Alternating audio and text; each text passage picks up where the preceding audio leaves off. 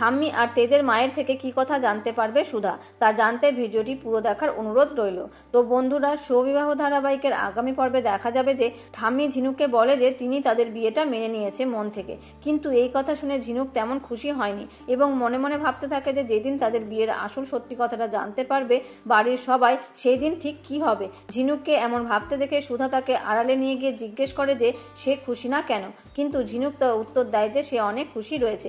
এরই মাঝে তেজ এসে ঠাম্মিকে বলে যে সে মিটিং এর জন্য বাইরে যাচ্ছে। তখন ঠাম্মি তাকে দাঁড়াতে বলে। তারপর ঠাম্মি তাদের দেশের বাড়ির চাবি সুধার হাতে তুলে দেয় আর বলে যে তারা আজ প্রায় 20 বছর হলো সেখানে কেউ যায়নি। ঠিক তারপরই তেজের মা বলে উঠলেন যে তাদের বাড়ির কুলদেবতার মন্দিরে থাকা তাদের সেই কোষ্ঠী পাথরের লক্ষ্মী প্রতিমা হারিয়ে গেছিল। সেই ঠাকুরের গায়ে সোনা হিরে দিয়ে গয়নাও পরানো থাকতো, কিন্তু ঠাম্মি বলে ওঠে যে যে চুরি করেছে তার কোনোদিনও ভালো হবে না।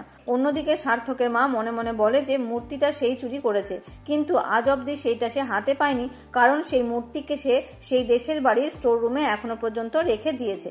তো বন্ধুরা, তোমাদের কি মনে হয় আগামী দিনে কি ওই মূর্তিটাকে সুধা উদ্ধার করতে পারবে? তা জানতে অবশ্যই ধারাবাহিকের আগামী পর্বগুলো দেখতে হবে।